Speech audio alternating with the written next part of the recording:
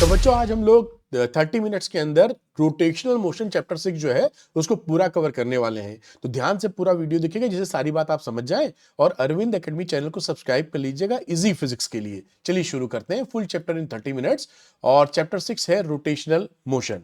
तो कई बच्चों को रहता है कि जो सर आप पढ़ा रहे हैं उसका पीडीएफ मिल जाए तो आप डाउनलोड कर लीजिए अरविंद एकेडमी ऐप।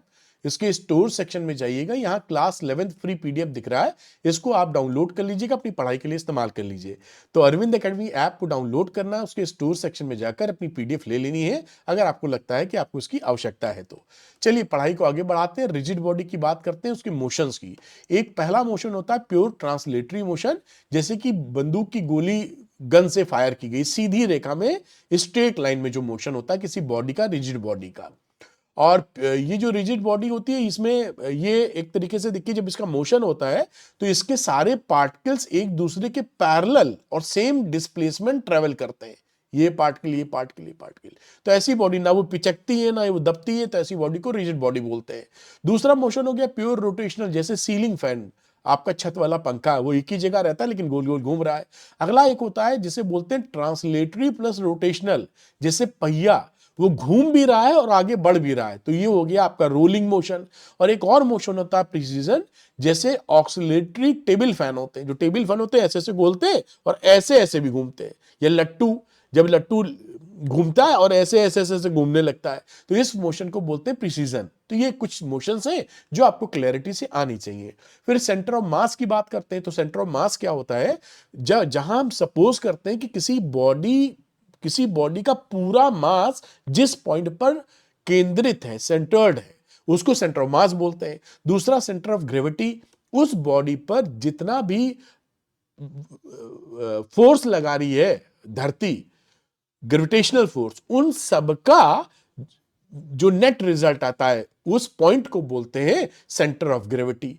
तो सेंटर ऑफ मास में मास की बात है और सेंटर ऑफ ग्रेविटी में उसके वेट की बात है। और ये जब आपका जैसे माउंट एवरेस्ट के केस में ये फर्क आ जाएगा क्योंकि जी चेंज है। तो यहां पर माउंट एवरेस्ट अगर बहुत बड़ा है, बड़ा होता ही है, तो नीचे की तरफ सेंटर ऑफ ग्रेविटी मिलेगी और थोड़ा ऊपर उसके सेंटर ऑफ मास मिलेगा। लेकिन नॉर्मल जैसे कार, पेन, पेंसिल, ये सब जो चीजें बड़ी बड़ी जो नॉर्मली रहती हैं, वहां पर सेंटर ऑफ ग्रेविटी और सेंटर ऑफ मास लगभग एक जगह पाए जाते हैं क्योंकि जी लगभग सेम होता है। जहां जी वेरी करेगा ज्यादा वहां डिफरेंस आता है, लेकिन फिर भी ये दोनों कॉन्सेप्ट अलग अलग है, centre of gravity and centre of mass. आगे बढ़ते हैं। अब centre of mass of two particle system, अगर एक पार्टिकल रखा है m1 यहां, दूसरा m2 यहां, इसका पोजीशन वेक्टर है r1, इसका पोजीशन वेक्टर है r2, तो इसके सेंटर ऑफ मास का पोजीशन वेक्टर कहां होगा, उसके लिए ये फॉर्मूला आप इस्तेमाल करते हैं। मैंने इमेज के ऊपर भी, इस पिक के ऊपर भी लिख दिया है, m1 r1 plus m2 r2 m1 plus m2।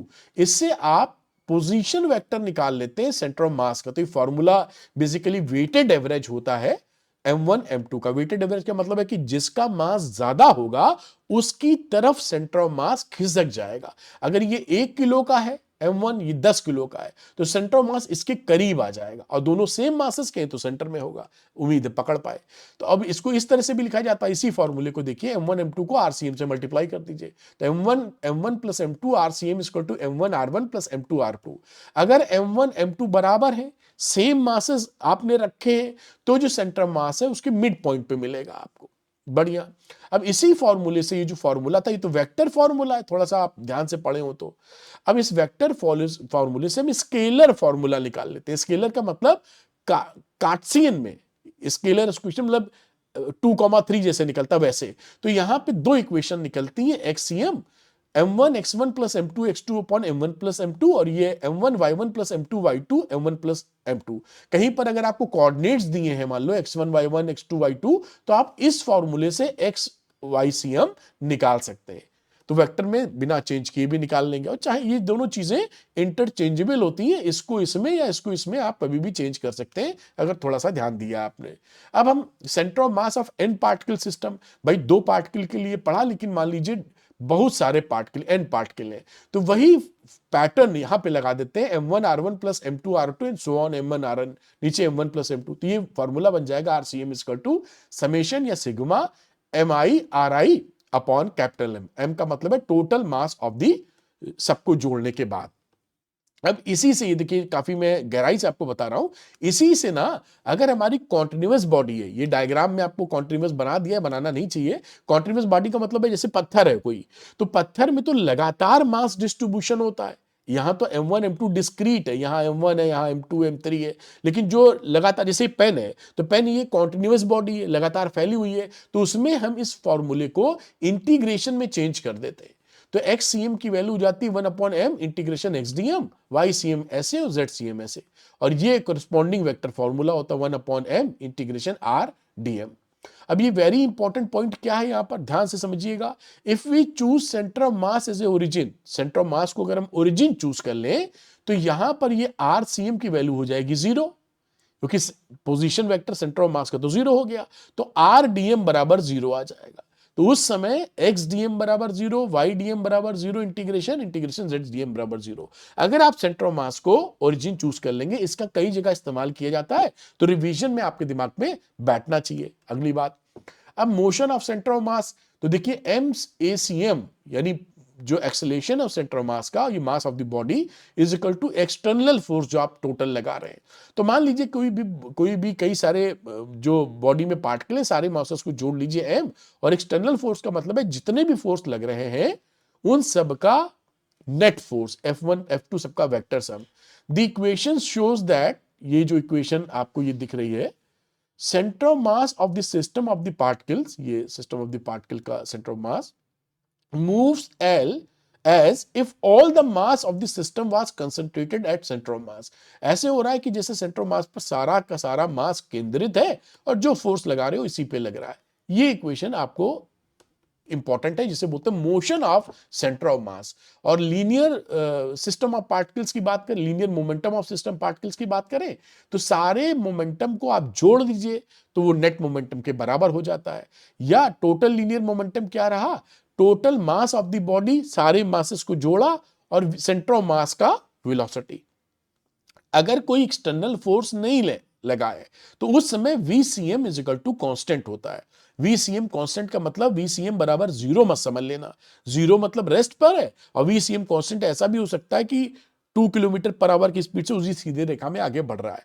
तो ये लीनियर मोमेंटम की कहानी है, conservation and centre of mass motion, इसकी इक्वेशन बन जाती है।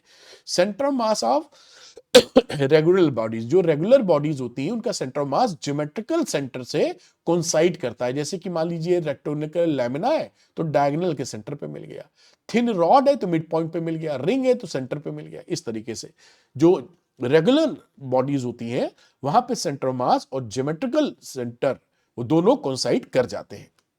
अब आता है rotation motion of a rigid body.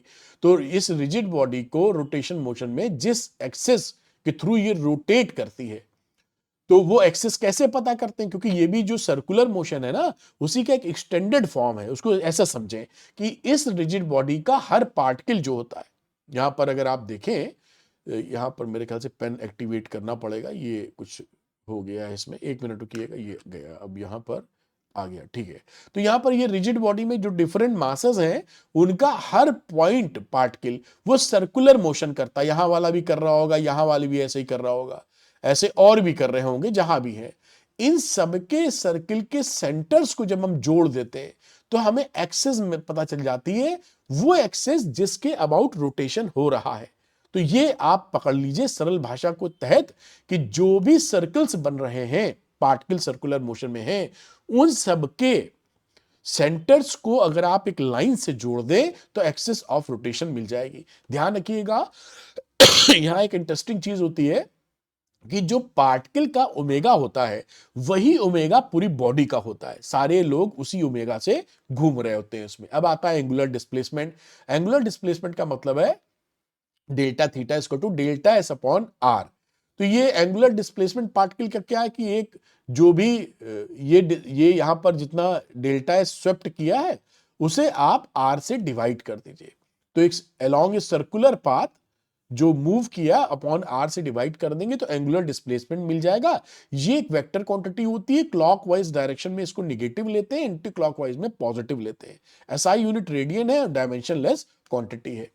Angular velocity की बात करें तो डेल्टा ओमेगा है delta theta upon delta T, ये भी एक वेक्टर क्वांटिटी है। और इसका भी जो डायरेक्शन निकालने का तरीका वो इस तरीके से है कि राइट हैंड रूल लगाते हैं। अगर कोई बॉडी एंटी क्लॉकवाइज घूम रही है, जैसे हाथ लिया राइट हैंड, जिस डायरेक्शन में बॉडी घूम रही पंजा घुमा दीजिए, अंगूठे के डायरेक्शन को ओमेगा बोलते हैं, तो ये ओमेगा डायरेक्शन निकल आया। और अगर इस तरह घूम रही तो ओमेगा नीचे आ जाएगा, फॉर्मूला आप याद रखिए। फिर आता है टाइम पीरियड एंड फ्रीक्वेंसी। एक चक्कर लगाने में जो बॉडी जितना समय लगती है उसको बोलते हैं टाइम पीरियड, और एक सेकंड में जितने चक्कर लगाती है उसे बोलते हैं उसकी फ्रीक्वेंसी। इसको न्यू से दिखाते हैं, इसको टी से दिखाते हैं। अब relation between omega, nu and T, ये बड़ा इंपॉर्टेंट है। तो इसको आप omega is equal to 2 pi nu या 2 पाई बाई टी आप पकड़ के रखें। अब रिलेशन बिटवीन लीनियर वेलोसिटी और angular velocity v is equal to omega R होता है। वेक्टोरली अगर बात करें तो v is equal to omega cross R, ये दोनों वेक्टर फॉर्म में। एंगुलर एक्सेलेरेशन की बात करें अल्फा, तो delta omega upon delta T, ये रिलेशन होता है एंगुलर एक्सेलेरेशन का। और यहां पर अल्फा और ए के बीच में रिलेशन की बात करें तो A is equal to alpha into R, या A is equal to alpha cross R. ये थोड़ा सा ध्यान रखिएगा, ये जगह जगह इस्तेमाल किए जाते हैं, बिल्कुल उसी के एनालॉगस है जैसे लीनियर वाली सिचुएशन होती थी। जैसे ये एक्सेलेरेशन में देखिए आप, तो लीनियर में लिखते थे delta we upon delta T, तो ये वेलोसिटी की जगह एंगुलर वेलोसिटी, टाइम की जगह टाइम, तो ये एंगुलर वाली कहानी आ गई, delta omega upon delta T. इस तरीके से आप इसको कर सकते हैं। इक्वेशन ऑफ रोटेशनल मोशन, तो ये देखिए जैसे आपने जहां पर एक्सेलेरेशन कांस्टेंट होता था v is equal to U plus A T, S is equal to U T plus half A T square, V square minus U square 2as लिखते थे। अगर यहां पर अल्फा कांस्टेंट है, कांस्टेंट एंगुलर एक्सेलेरेशन जिसे आप बोलते हैं, तो इसी के एनालॉगस ये इक्वेशन हो जाती है omega is equal to omega nought plus alpha t, theta is equal to omega t plus half alpha t square, या omega square minus omega nought square is equal to 2 alpha theta, जहां पर alpha आपका constant होना चाहिए। अब torque और moment of force, तो ये टॉर्क कैसे डिफाइन करते हैं, tau is equal to R cross F. तो ये एक्सेस ऑफ रोटेशन है, जहां पे फोर्स लग रहा है उस फोर्स और का यहां से रेडियस वेक्टर लेते हैं आर। तो ये जहां पे ये लग रहा है, ये जैसे ये लगा दीजिए, ये आर हो गया, जिस पॉइंट पर लग रहा है ये आर हो गया, और ये आर क्रॉस एफ से आप टाउ निकाल लेंगे। सिंपल अगर मैग्नीट्यूड की बात करें तो परपेंडिकुलर डिस्टेंस भी ले लेते हैं, तो फोर्स से और परपेंडिकुलर डिस्टेंस, ये मतलब इसको लिख सकते हैं अगर मैग्नीट्यूड वाइज लिखें तो tau is equal to F into R, magnitude में आर परपेंडिकुलर डाल देंगे तो भी वैल्यू वही आ जाती है। साइन कन्वेंशन क्या है कि अगर एंटी क्लॉकवाइज है तो पॉजिटिव है, क्लॉकवाइज है तो नेगेटिव है। कपल क्या होता है कि दो इक्वल फोर्सेस जब एक्ट करते हैं, इक्वल एंड अपोजिट फोर्सेस जब एक्ट करते हैं जिनके बीच में कुछ डिस्टेंस हो, तो कपल फॉर्म करते हैं, और कपल वो रोटेट करने की कोशिश करता है। ध्यान रखिएगा ये एक लाइन में नहीं होने चाहिए, अगर ऐसे फोर्स हो गए तब तो वो एफ एफ आपस में कैंसिल हो जाएंगे। यहां पर इन दोनों के बीच में एक डिस्टेंस होता है जिसकी वजह से ये कैंसिलेशन नहीं होता, और ये रोटेट करने की कोशिश करते हैं, बॉडी को घुमाने की। तो मोमेंट ऑफ कपल क्या हुआ, एफ इंटू डी। ये डी क्या है, दोनों फोर्सेस के बीच का परपेंडिकुलर डिस्टेंस, तो ये tau is equal to F D निकाल लेंगे। तो moment of couple force into perpendicular distance of two forces. Work done by a torque, एक टॉर्क कितना वर्क करेगा उसकी बात की जाए तो आप जैसे लिखेंगे delta W is equal to tau into delta theta. Constant torque अगर है, टॉर्क अगर उतना ही है जितना बदल नहीं रहा है, तो आप इससे निकाल लेंगे। अगर टॉर्क वेरिएबल है, बदल रहा है, तो आप इंटीग्रेट करेंगे theta 1 to theta 2 tau into D theta. ये बिल्कुल वैसे ही है जैसे वर्क डन निकालते थे, फोर्स इंटू डिस्प्लेसमेंट। तो आप फोर्स की जगह यहां पे टॉर्क आ जाता है, और डिस्प्लेसमेंट की जगह एंगुलर डिस्प्लेसमेंट आ जाता है। बस इतना है, उसी के एनालॉगस है जो आप स्ट्रेट लाइन मोशन वगैरह की कहानी पढ़ी थी उस समय की बातचीत। पावर डिलीवर्ड बाय टॉर्क, अब आपने जो पावर पढ़ी थी वो एफ इंटू वी पढ़ रखी थी, तो एफ इंटू वी की जगह एफ की जगह आ गया टाउ, वी की जगह आ गया ओमेगा। ये पावर डिलीवर है, इंस्टेंट पावर भी इसे बोलते हैं।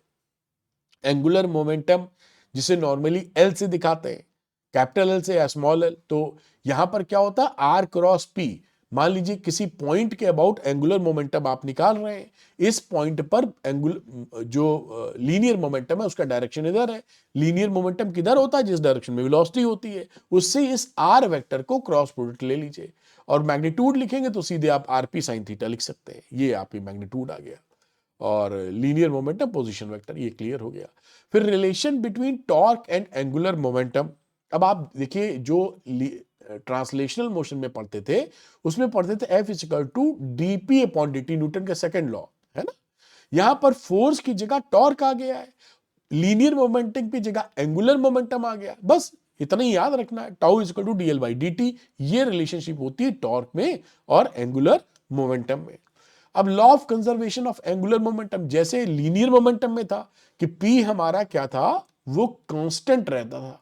कब? जब एक्सटर्नल फोर्स जीरो रहे, जब हमारा एक्सटर्नल फोर्स जीरो रहे। अगर एक्सटर्नल टॉर्क जीरो है, क्योंकि फोर्स की भूमिका यहां टॉर्क निभाता है, तो ये एंगुलर मोमेंटम यहां कांस्टेंट हो जाएगा। वही देखिए उसी हिसाब से, उसी के एनालॉगस पूरी बातचीत यहां चल रही है। अब देखिए condition for complete equilibrium of a rigid body. कोई भी रिजिड बॉडी पूरी तौर पर अगर इक्विलिब्रियम में है, ट्रांसलेशनल इक्विलिब्रियम में भी और रोटेशनल इक्विलिब्रियम में, तो क्या कंडीशन होनी चाहिए? जो ट्रांसलेशनल फोर्सेस हैं उनका नेट फोर्स जीरो होना चाहिए, क्योंकि नेट फोर्स हो गया तो वो इक्विलिब्रियम में रहेगी नहीं, एक्सेलरेशन खा जाएगी। और रोटेशनल इक्विलिब्रियम भी चाहिए, गोल गोल घूमे ना, उसके लिए सारे टॉर्क्स का भी नेट रिजल्ट जीरो होना चाहिए। अगर हमारा नेट फोर्स और नेट टॉर्क जीरो है तो बॉडी अपनी इक्विलिब्रियम में रहेगी। ध्यान रखिएगा, इक्विलिब्रियम का ये मतलब नहीं होता कि बॉडी रेस्ट में है। हो सकता है वो एक कांस्टेंट स्पीड से चल रही हो उसी डायरेक्शन में, उसको भी इक्विलिब्रियम बोला जाता है। तो ये पकड़ के चलिएगा, ये वेरी इंपॉर्टेंट। कई बच्चे पूरी पढ़ाई कर लेते हैं लेकिन ये उनको कंफ्यूजन बना रहता है। Stable, unstable and neutral equilibrium, इसको कैसे बोलते हैं? तो देखिए क्या है, ये मैंने एक डायग्राम सा बनाया आपको इजी भाषा में समझाने के लिए।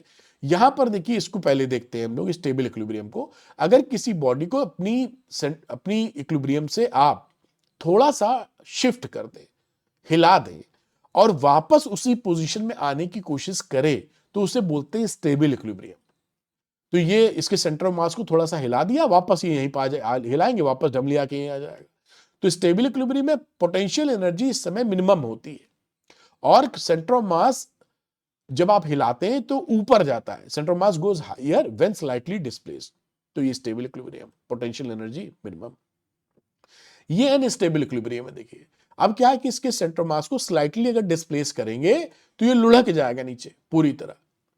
तो ऐसे इक्विलिब्रियम को क्या बोला जाता है? अनस्टेबल। अभी इक्विलिब्रियम में है लेकिन अगर आपने छेड़ दिया तो छिड़ जाएगा। तो इस समय पोटेंशियल एनर्जी होती है मैक्सिमम और centre of mass slightly displace करते हो तो लोअर, नीचे जाता है। एक दूसरा होता है न्यूट्रल इक्विलिब्रियम। अगर इसके सेंटर ऑफ मास को स्लाइटली डिस्प्लेस करेंगे तो जहां छोड़ेंगे वहीं रुका हुआ मिलेगा उसी सिचुएशन में। तो उस समय न्यूट्रल इक्विलिब्रियम और potential energy in between maximum और मिनिमम आपको मिलती है। और इसका जो सेंटर ऑफ मास है स्लाइटली डिस्प्लेसमेंट में ना ऊपर जाता है ना नीचे जाता है। तो ये ध्यान रखिएगा, ये स्टेबल है, ये अनस्टेबल इक्विलिब्रियम और ये न्यूट्रल इक्विलिब्रियम। ये जानना जरूरी है, बहुत जगह आपसे पूछा जाएगा आगे, जो आप समझ सकते हैं। अब ये comparison of linear and rotational motion. अब ये चार्ट आपको फिर से याद दिलाता है कि भाई क्या अनुरूपता है, क्या एनालॉगस बिहेवियर है। लीनियर मोशन में डिस्प्लेसमेंट होता था, रोटेशनल मोशन में एंगुलर डिस्प्लेसमेंट होता है। वेलोसिटी v होती थी dx बाई dt, यहां पर ओमेगा होती है d थीटा अपॉन dt। वही देखिए उसी हिसाब से चल रहा है बस। एक्सेलेरेशन a होता था dv बाई dt, यहां एंगुलर एक्सेलेरेशन होता है d ओमेगा अपॉन dt। उसी के एनालॉगस, हिंदी में उसी के अनुरूप।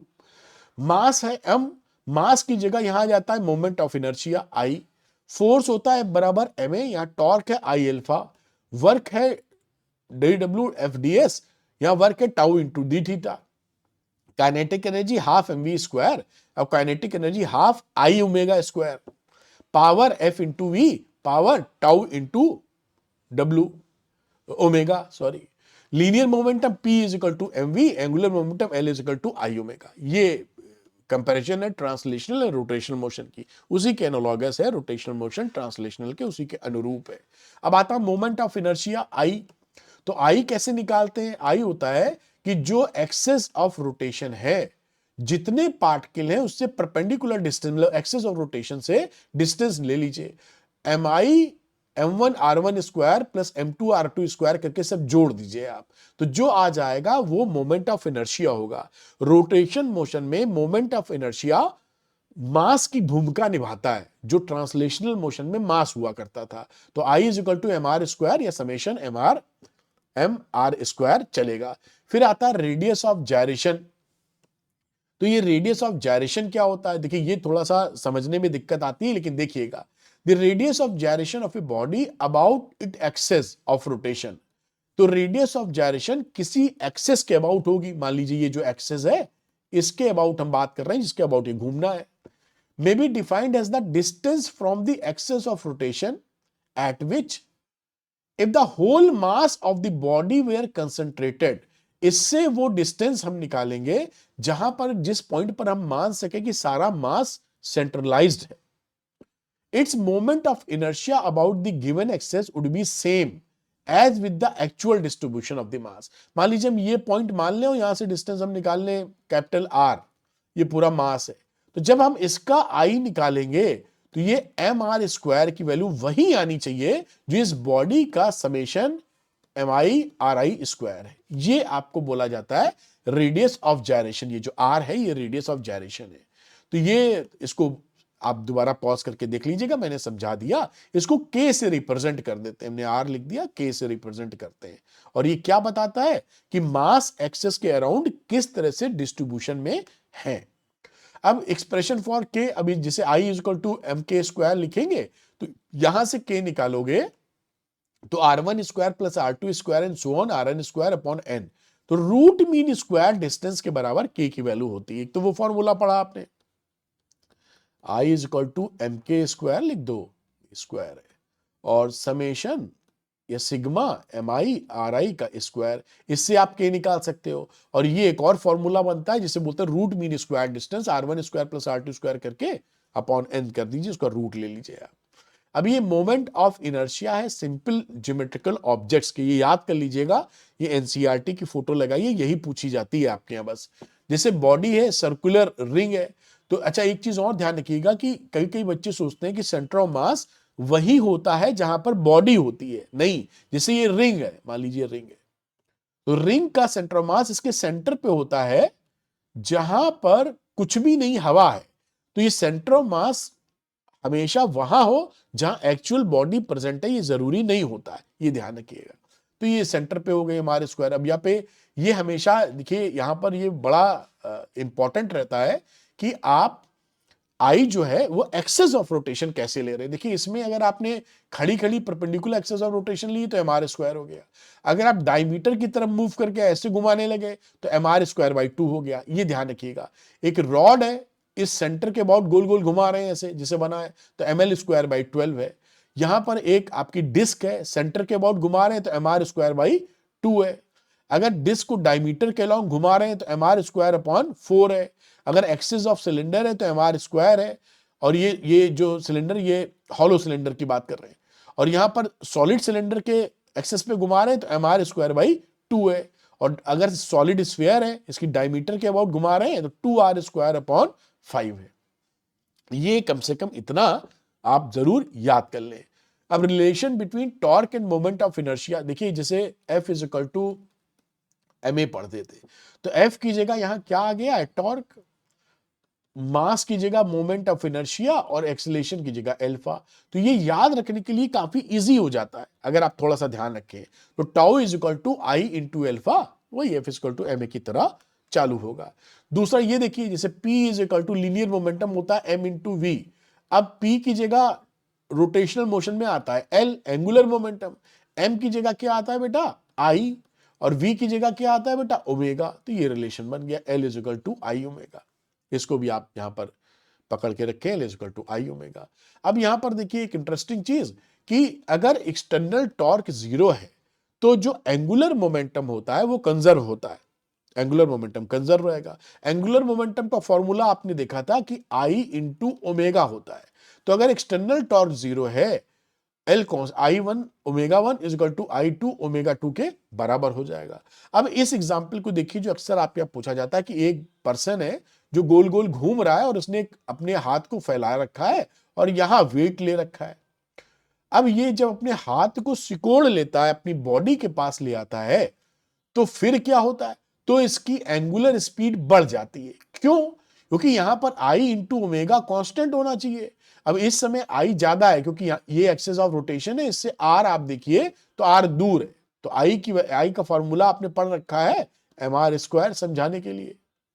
तो आर ज्यादा है और ये कांस्टेंट होना है, तो ओमेगा थोड़ा कम है। अब ये जब पास आ गया तो आर देखिए घट गया है, जैसे ही आर घटेगा तो आई ओमेगा में क्या है कि आई जब रिड्यूस होने लगा तो ओमेगा बढ़ने लगा, क्योंकि आई ओमेगा कांस्टेंट होना चाहिए।